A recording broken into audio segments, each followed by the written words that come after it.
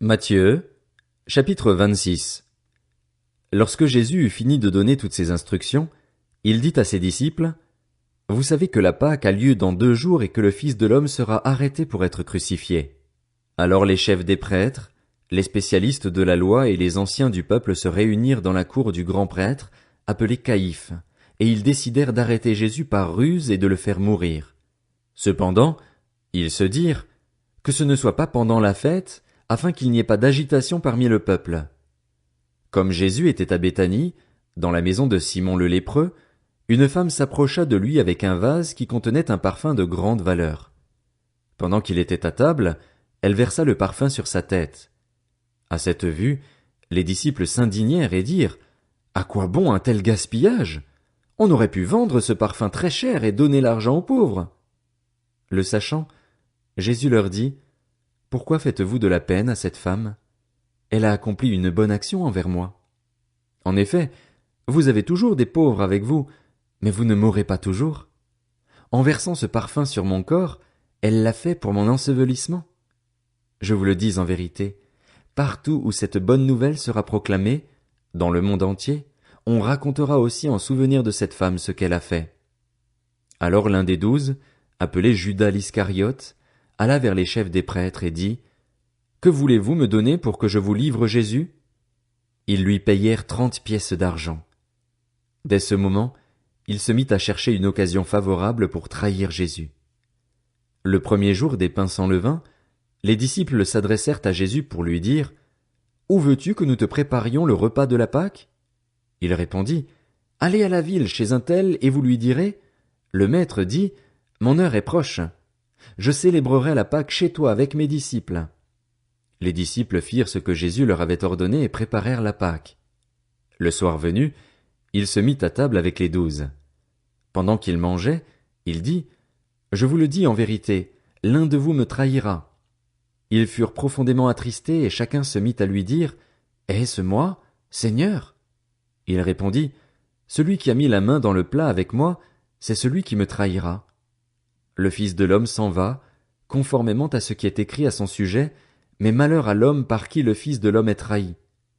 Mieux vaudrait pour cet homme qu'il ne soit pas né. » Judas, celui qui le trahissait, prit la parole et dit, « Est-ce moi, Maître? » Jésus lui répondit, « Tu le dis. » Pendant qu'il mangeait, Jésus prit du pain et prononça la prière de bénédiction, puis il le rompit et le donna aux disciples en disant, « Prenez, mangez, ceci est mon corps. » Il prit ensuite une coupe et remercia Dieu, puis il la leur donna en disant, « Buvez-en tous, car ceci est mon sang, le sang de la nouvelle alliance, qui est versé pour beaucoup, pour le pardon des péchés.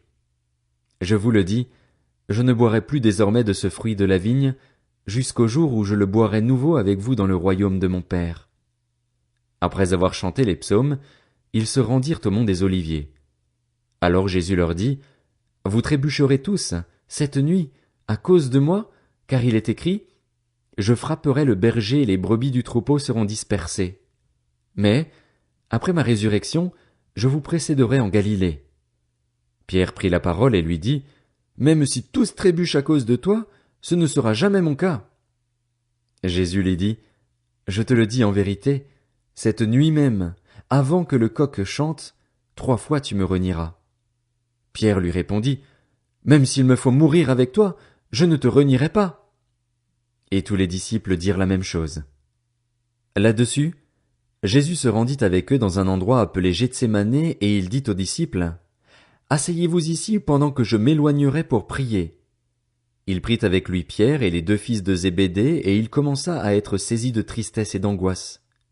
Il leur dit alors, « Mon âme est triste à en mourir. Restez ici, et veillez avec moi. » Puis il avança de quelques pas, se jeta le visage contre terre et fit cette prière.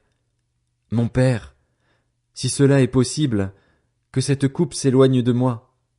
Toutefois, non pas ce que je veux, mais ce que tu veux. » Il revint vers les disciples, qu'il trouva endormis, et dit à Pierre, « Vous n'avez donc pas pu rester éveillé une seule heure avec moi? Restez vigilants et priez pour ne pas céder à la tentation. L'esprit est bien disposé, mais par nature l'homme est faible. » Il s'éloigna une deuxième fois et fit cette prière. Mon Père, s'il n'est pas possible que cette coupe s'éloigne de moi sans que je la boive, que ta volonté soit faite. Il revint et les trouva encore endormis, car ils avaient les paupières lourdes. Il les quitta, s'éloigna de nouveau et pria pour la troisième fois, répétant les mêmes paroles. Puis il revint vers ses disciples et leur dit, « Vous dormez maintenant et vous vous reposez. Voici, l'heure est proche et le Fils de l'homme est livré entre les mains des pécheurs. Levez-vous, allons-y.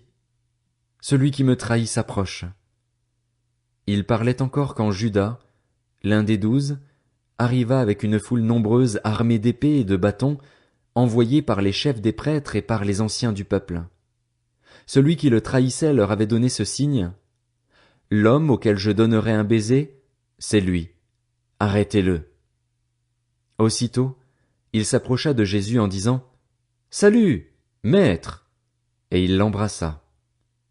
Jésus lui dit, « Mon ami, ce que tu es venu faire, fais-le. » Alors ces gens s'avancèrent, mirent la main sur Jésus et l'arrêtèrent.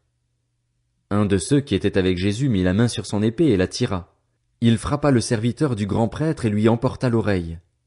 Alors Jésus lui dit, « Remets ton épée à sa place, car tous ceux qui prendront l'épée mourront par l'épée. Penses-tu que je ne puisse pas faire appel à mon Père, qui me donnerait à l'instant plus de 12 légions d'anges? Comment donc s'accompliraient les Écritures, d'après lesquelles cela doit se passer ainsi? » À ce moment, Jésus dit à la foule, « Vous êtes venus vous emparer de moi avec des épées et des bâtons, comme pour un brigand. J'étais tous les jours assis parmi vous, enseignant dans le temple, et vous ne m'avez pas arrêté. Mais tout cela est arrivé afin que les écrits des prophètes soient accomplis. » Alors tous les disciples l'abandonnèrent et prirent la fuite. Ceux qui avaient arrêté Jésus l'emmenèrent chez le grand prêtre Caïphe, où les spécialistes de la loi et les anciens étaient rassemblés. Pierre le suivit de loin jusqu'à la cour du grand prêtre, y entra et s'assit avec les serviteurs pour voir comment cela finirait. Les chefs des prêtres, les anciens et tout le Sanhédrin cherchaient un faux témoignage contre Jésus afin de le faire mourir, mais ils n'en trouvèrent pas, quoique beaucoup de faux témoins se soient présentés. Enfin, il en vint 2 qui dirent, « Celui-ci a dit, je peux détruire le temple de Dieu et le reconstruire en 3 jours. » Le grand prêtre se leva et lui dit, « Ne réponds-tu rien? Pourquoi ces hommes témoignent-ils contre toi? » Mais Jésus gardait le silence. Le grand prêtre prit la parole et lui dit, « Je t'adjure, par le Dieu vivant, de nous dire si tu es le Messie, le Fils de Dieu. » Jésus lui répondit, « Tu le dis. De plus, je vous le déclare, vous verrez désormais le Fils de l'homme assis à la droite du Tout-Puissant et venant sur les nuées du ciel. » Alors le grand prêtre déchira ses vêtements en disant, « Il a blasphémé! Qu'avons-nous encore besoin de témoins? Vous venez d'entendre son blasphème. Qu'en pensez-vous? » Ils répondirent, « Il mérite la mort. » Là-dessus, ils lui crachèrent au visage et le frappèrent à coups de poing. Certains lui donnaient des gifles en disant, « Christ, prophétise-nous qui t'a frappé. » Or Pierre était assis dehors dans la cour. Une servante s'approcha de lui et dit, « Toi aussi, tu étais avec Jésus le Galiléen. » Mais il le nia devant tous en disant, « Je ne sais pas ce que tu veux dire. » Comme il se dirigeait vers la porte, une autre servante le vit et dit à ceux qui se trouvaient là, « Cet homme aussi était avec Jésus de Nazareth. » Il le nia de nouveau, avec serment, « Je ne connais pas cet homme. » Peu après, ceux qui étaient là s'approchèrent et dirent à Pierre, « Certainement, toi aussi tu fais partie de ces gens-là, car ton langage te fait reconnaître. » Alors il se mit à jurer en lançant des malédictions. « Je ne connais pas cet homme. » Aussitôt un coq chanta. Pierre se souvint alors de ce que Jésus lui avait dit, « Avant que le coq chante, tu me renieras 3 fois. » Il sortit et pleura amèrement.